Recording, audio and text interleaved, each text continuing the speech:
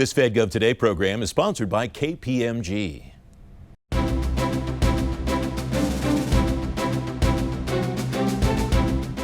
On this edition of Fed Gov Today with Francis Rose, following the money for every federal agency, the Marine Corps model for audit success at the Pentagon, and the new upgrade for the Navy's information superiority vision. The Navy CIO Jane Rathbun is here. Welcome to Fed Gov Today with Francis Rose. The risk of a shutdown is gone now, at least until September 30th, because of the budget bill Congress passed and President Trump signed. The bad news is agencies don't have much spending leeway because that bill was a continuing resolution. Tom Harker is president of the Harker Group. He's former Assistant Secretary of Financial Management Comptroller of the Navy. Dave Maters, Director for Business Development at the Partnership for Public Service and former Controller at the Office of Management and Budget. Gentlemen, welcome. Thanks for joining me. Dave, I start with you. What's the implication for financial management across the agencies? Because we've got a CR to deal with through the rest of the entire fiscal year. I think, Francis, first of all, I think it's important to note that most of us that have been in government for, 20 or 30 years, continuing CRs are something that we've come to understand how to operationalize. But the challenge that it is, and it's in particular in this case where we've had a transition between parties, right? Because the former president submitted his budget for 2025, the Congress started working on that back in the spring, then we had the election, then we had the CR. So agencies have been sort of frozen in place, waiting for the CR or an omnibus bill or whatever was going to be passed. So that really caused them to not spend according to what they thought were their priorities. But now we're waiting for a new administration. We're anxiously waiting for the president's 2026 budget, because that's going to be a signal to the agencies for the balance of the current CR as to what those priorities could be. Does that inform at all, Tom, what agencies will do until September 30th, what the president says he wants to do after September 30th? Yes, it's still being developed. I think the 26 budget is being developed by all the different agencies. I know DoD is currently working on theirs to figure out exactly where they're going to spend their money. Having the CR, though, gives the agencies a lot of flexibility. When you look at the Navy's operations and maintenance funding, it's one number. It's not broken down in all the different program plan activities like you would normally see, so it gives the administration a lot of flexibility. The Appropriations Committee, Subcommittee on Defense chairs have each sent, actually sent a joint letter to the Department of Defense saying, here's 181 pages of how we think you should spend this money, but none of that is required by law. And so it's going to be an interesting time. What do you watch for markers when those letters go to the Hill and then, or excuse me, go to the building, and then the building responds either in writing or in action? The Pentagon has, or the administration has 30 days to send in their baseline of here's how we're breaking it up and here's what we plan on spending. The CR gave them $8 billion of reprogramming authority, so they can move around 1% of the total budget after they finish that 30-month or 30-day baseline. The challenge is going to be, will they deliver the 30-day baseline in 30 days, or will they just keep spending as if there's no baseline? It's interesting. Is there a right answer or a wrong answer, or if an agency chooses one line of action or the other, what's the recourse, I guess? The law was passed saying thou shalt do this, but there's also a law that say appropriations shall be issued as of October 1st each year, and that didn't happen either. So it's not violating the law. A lot of times it's challenging to get that baseline approved. It has to go through the various wickets inside the Pentagon, then over to OMB before it goes to the Hill. At the agency level, Dave, what is available, what resources, tools are available to the CFOs to be able to do things that may become administration priorities like VSIPs, VERAs, and so on? Yeah.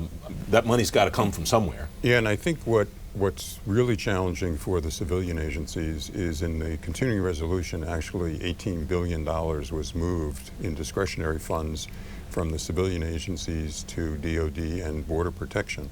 So I think when agencies on the civilian side start to receive their apportionment from OMB, and they look at the spending that they've done to date, and then they look at some of the, the new president's directives around downsizing the workforce, they're going to have to do a lot of modeling to see, how do I do VERA VSIPs? How do I, maintain current level of spending, but at the same time keep an eye on whatever they're putting together with OMB for 2026. Mm-hmm. An EO from the White House on shipbuilding recently, Tom, you saw that, and that's something that didn't, obviously an EO doesn't have money behind it, so it will be incumbent, I imagine, on your successors in the Navy to decide how to start moving forward on that also, budget-wise. Very much so. It won't just be the Navy, though. It's actually, I think, 6 different cabinet agencies in that EO. It talks about, commerce, state, Homeland Security, others, to go in and revitalize America's shipbuilding capability. A lot of that needs to come on the commercial space, because other countries typically they have their defense side and their commercial side, so that as one grows, the other would shrink, et cetera. And you have a lot of the costs being carried by the commercial side. And so for U.S., our shipbuilding is not doing well. Well, ships are being delivered late, off program. It's taking much longer and much more money. And so this is an area where it's probably the most important thing that I think the Trump administration is focused on. And is that something that you'll track as the 26 budget request comes out to see if the money is where the sentiment is? Yes, absolutely. You'll see that with the 26 budget, but you'll also see it through additional steps in the EO. Tasks the 6 cabinet agencies to go pull together a plan that's going to be executable, that'll focus on a lot of these things, collecting a lot more in port fees from foreign flag vessels. So the goal there would be to get other countries and their shipping companies to pay for some of this work to offset the costs that the U.S. government will bear. A lot of the focus on what is going on in government now has been on dealing with whatever the topic du jour is. If you're back in your former offices, I'll start with you in a moment, Dave. How are you strategizing today for what you might be dealing with in the fall, in the winter, next spring, a year from now, and so on, to try to stay ahead of the game, understanding that we don't know what the White House might put out next week or the week after? Is there a way to try to get ahead of this, Dave? I mean, I do think. I think the administration, with the issuance of the executive orders, is a clear indication of priorities going forward, and those priorities are going to be reinforced in the 2026 budget. We're going to put dollars to those priorities. So if I were sitting as a CFO in an organization, I would be looking at what has been issued, the work that I'm doing with OMB, and then step back and say, what's my baseline? What's my current state? Because, again, I'm on the civilian side. The civilian side is going to shrink, and it could shrink dramatically. We've seen it, with some of the proposals with education. So the role of the CFO is basically starting to forecast what do I need to do between now and September 30th in anticipation to a much lower budget number for 2026 and beyond. And from that agency CFO's perspective, how does that impact potentially the relationship with your former office at OMB, where you're understanding what they're telling you and what they're expecting to get back from you data-wise and information-wise and so on? Well, I mean, I think at this point, with folks being put in now positions, they're going to be carrying the message from OMB and the president and bringing it back to their agency and crafting whatever changes need to be made going forward. Tom, how would you advise strategizing for the next 6 months, year, maybe 2 years? So CFOs need to look at what are the priorities, where do they have shortfalls that they need to apply resources, and then how are they going to harvest those resources from other programs that aren't priorities. There's going to be people leaving. That's already happening with some of the president's initiatives. You're going to see contracts being cut by DOJ and then also by actions from inside the departments. And that's going to free up resources that need to be applied. But in order to get that money spent at the end of the fiscal year, a lot of those actions have to start now. And so this is where the CFOs are going to be looking at it and saying, okay, I know shipbuilding is a priority, so what do I need to do now so that a contract can be awarded before the funds expire? Same thing with Southwest Border, other areas where we know this is going to be a priority of the administration. Redirecting the funds now, but also tell your people, plan on being able to spend a lot more than you currently have in your budget, because there will be funding that's available from people being cut and contracts being cut. We have less than a minute left. Do you expect that this Q4 will be maybe the busiest Q4 ever because of the compression and the things that we've discussed in this conversation? Yes, and I also think it's going to be one of the first scenarios where you'll see leadership of the administration looking at it and saying, it's okay if you don't spend all of your money. We're okay giving money back and decreasing the deficit. 30 seconds, Dave. Q4, busiest ever? Yes, not only from the CFO's perspective, but from the human capital perspective, especially with Vera Visip. And everybody's got RIF plans going now, and those have to be executed by September 30th, because basically you've got to lower your FTE count going into the new fiscal year. Dave, Tom, terrific to have you on the program. Thanks very much for joining me. You can read more about the impact of the full year CR on today's show page at fedgovtoday.com. Up next, the Marine Corps model for audit success at the Pentagon. Fed Gov Today with Francis Rose. We'll be right back.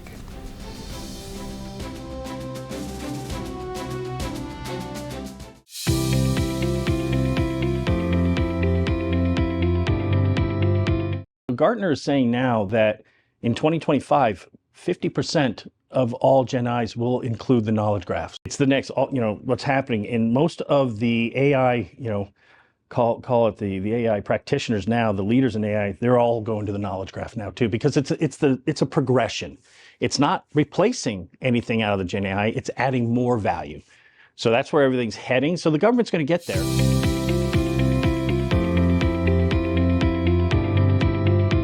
Zero Trust is transforming cybersecurity across government. You'll learn what it takes to put it into action on Zero Trust in depth. You'll meet leaders from DISA, the State Department, the Government Accountability Office, and Booz Allen talking about the strategies and challenges shaping Zero Trust today. This special program presented by Booz Allen is available now on demand. Watch anytime at fedgovtoday.com.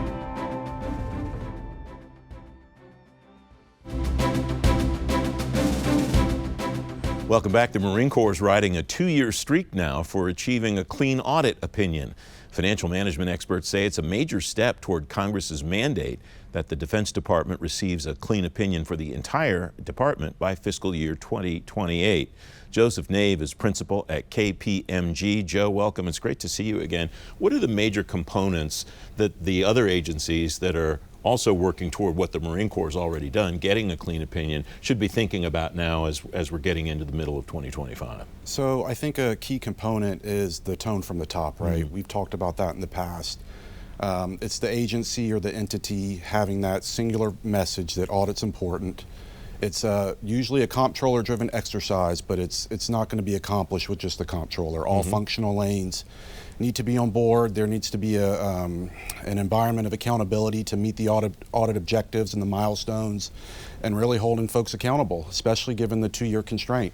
What is the sense that you have so far of how this administration is driving that? Because it sounds like efficiency and effectiveness strike me as two really important reasons to be supportive of the audit effort moving forward. Absolutely. I mean, you're looking at in some cases, you mentioned 2028, we're actually moving those dates to the left for certain entities within the DoD. So this administration is very focused on achieving those objectives, getting to a clean opinion, but also sustaining that opinion. So I think we'll see a lot of good traction over the next couple of years, and in the near term, 3, 6, 9, 12 months as well. And that's what Mike McCord said, the comptroller in the Biden administration, said on this program back in January, which is he expects to see in the next year or two really marked progress because agencies are getting really close to being auditable, to receiving clean opinions, even though they haven't quite made it yet.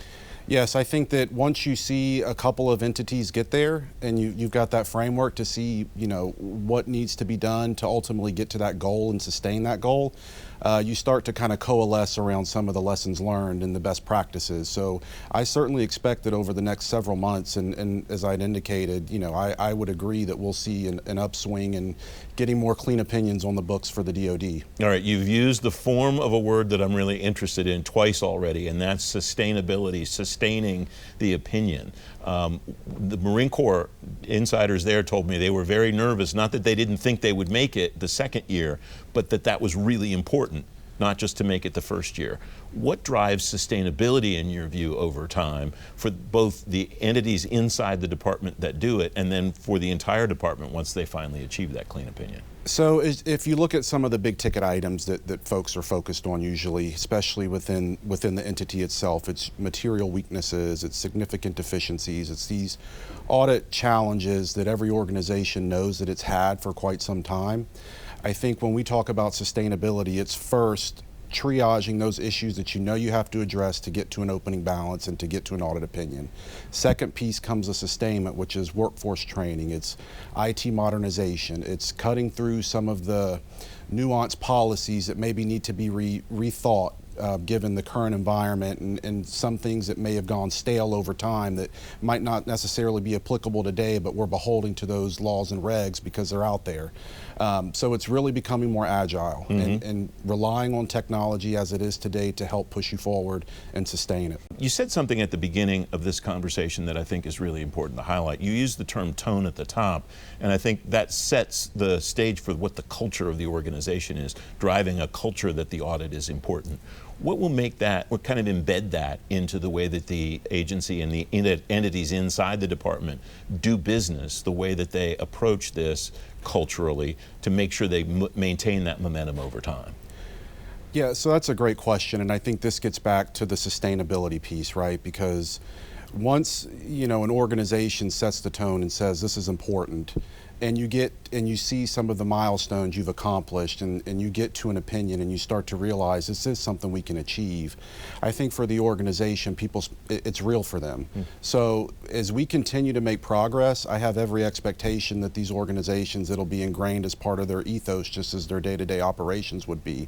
And that's really where we want to get, that workforce mindset shift to where audit is not a one and done annual, you know, you get a clean opinion and you get to pack up and go home. It's something that we do on an annual basis. Joe, thanks for joining me again. It's great to have you back on the show. You can read more about the Pentagon audit on today's show page at fedgovtoday.com. Up next, the new upgrade for the Navy's information superiority vision. Navy CIO Jane Rathbun's here when Fed Gov Today with Francis Rose continues in a moment.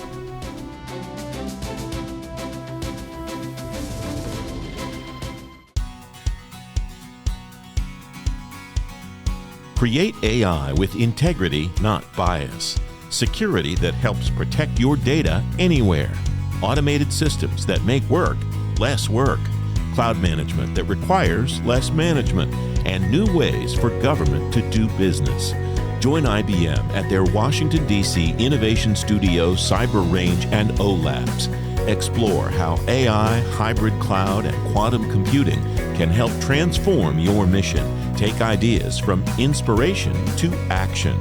Get started at ibm.com/industries/federal.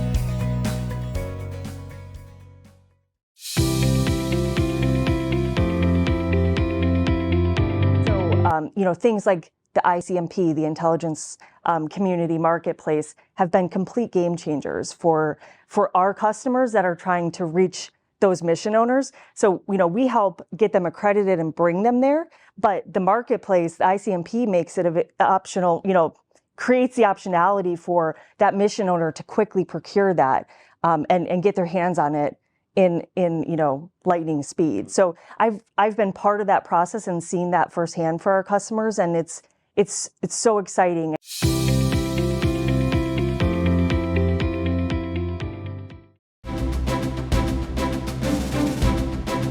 Welcome back. The second iteration of the Navy's information superiority vision includes three main themes.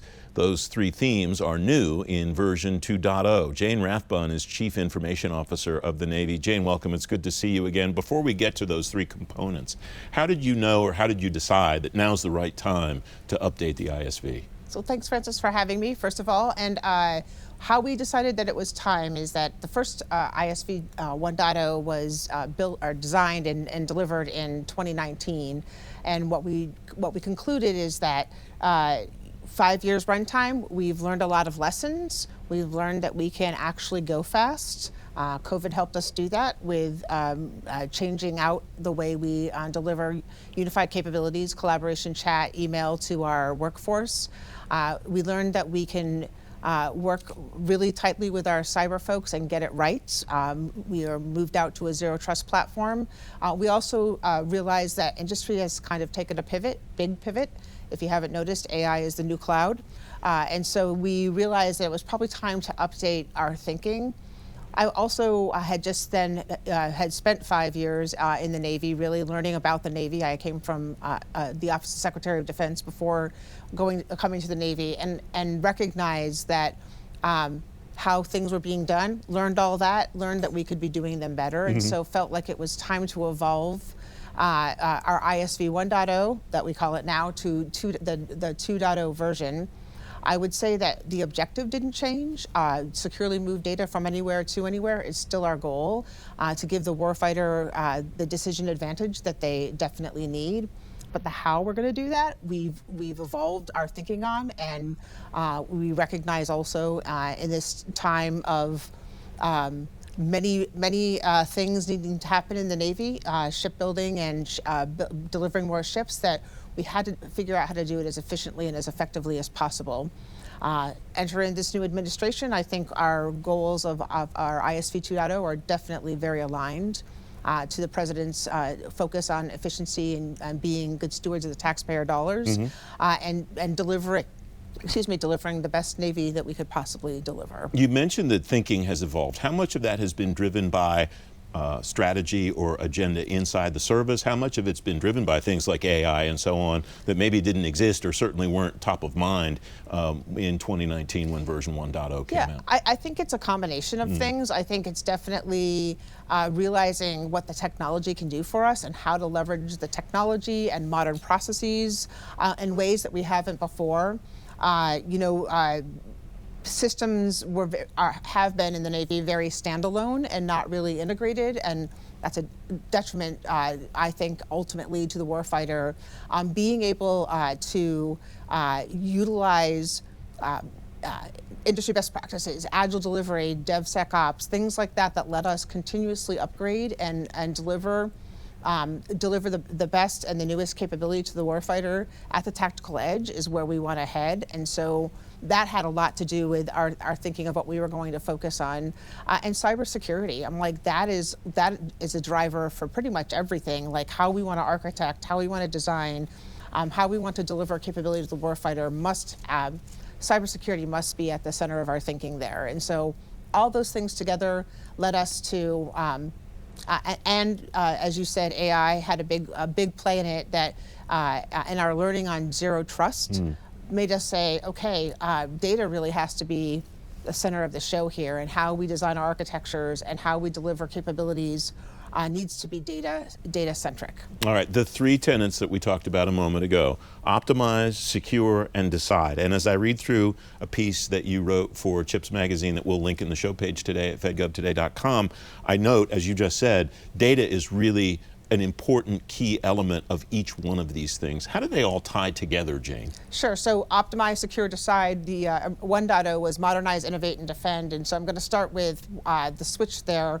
On innovate, what we realize is innovate by itself is not the focus. The focus is to innovate where we're optimizing, and what we're doing in optimize is really focusing on delivering that world-class IT ecosystem that supports the warfighter at the tactical edge and the acquirer down at Nav Sea or Nav Air, who are delivering the next generation of capabilities. And so we want to make sure that the ecosystem that we build, deliver, and operate can support all of our mission use cases in the most effective way possible. And so that would be not having 20 networks, really having a core set of networks that we want to manage and secure and provide the best bring the best capabilities to bear in that environment. And so our movement to Flink Speed, our zero trust ecosystem, our Microsoft Azure ecosystem, Flink Speed is what we call it, was our first foray into greenfielding something and really making it as modern as possible, and doing it in an optimized way. We have telemetry, we can really measure our effectiveness, and we know that we're more cyber secure because of the way we've architected. And so having all of that data, that telemetry, and being able to understand our ecosystem, that's now set the model for where we want to take the rest of the IT ecosystem. And really how I like to talk about it is what we need to get to is where the IT platform or the ecosystem is a strategic platform or asset unto itself that can support warfighting readiness and business operations. That's optimized. On secure, we pivoted from defend to secure, and we did that because defend seemed like the end of the story, where I am actively defending the ecosystem, the environment that I'm working in. What we needed to do is move that left and talk about secure from design all the way to disposal. So the life cycle of a capability, how are we securing it How are we operating it securely? How are we building it to be secure? How are we testing that it's secure? All those things needed to play a role. And that cybersecurity really needs to be considered a core capability of the department and manage it as such. So the secure pillar talks about moving to cybersecurity capability portfolio management, not building bespoke solutions by program, but really taking a more holistic approach to the entire life cycle of cybersecurity and what that means across all of our weapon systems, our IT ecosystem, our business systems. We have about a minute left. Tell me about Decide and how that ties to the other two. Sure. Decide is the most critical thing. We do everything for Decide. It is about taking care of our data. It is about managing our data. It is about using our data. It's about moving our data. And so everything that we're doing in Optimize and Secure is just that, getting at protecting our data. And so our focus there is how do we make our data most usable? How do we make it usable in a world where now large language modeling and the commercial tools coming to bear make it more accessible to every person in the Navy to do prompt engineering and things like that? How do we make sure our ecosystem where we're training models for the warfighter happen with all of the data that we can bring to bear, and not make the warfighter the integrator of data anymore? We want to move to a model where we are bringing trained models to the tactical edge, sucking in new sensor data, and delivering options for the warfighter that he or she did not have to merge or integrate themselves at the edge. And so that thinking is really driving our Decide pillar. It's great to have you on the show, Jane. Thanks very so much for joining me today. You can find a link to ISV 2.0 on today's show page at fedgovtoday.com. FedGov Today continues in a moment.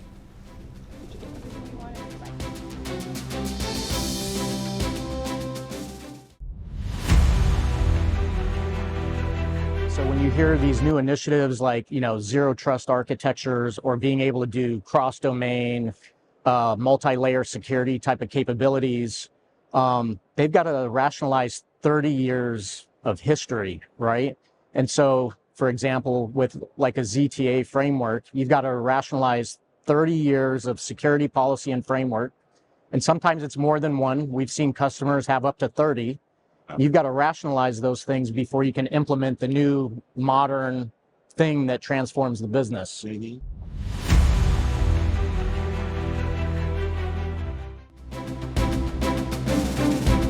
Welcome back. In today's event spotlight, AFCEA's TechNet Cyber in Baltimore is one of the biggest meetings in the country every year of Defense Department IT and cyber leaders. The 2025 edition's coming May 6th through 8th at the Baltimore Convention Center. Leaders from U.S. Cyber Command, the Defense Information Systems Agency, and the DoD Office of the Chief Information Officer are just some of the people you'll meet there. You can read more about the event and register at fedgovtoday.com/events. FedGov Today TV returns next Sunday morning at 10:30. I'm Francis Rose. I'll see you then. Thanks for watching. Have a great week.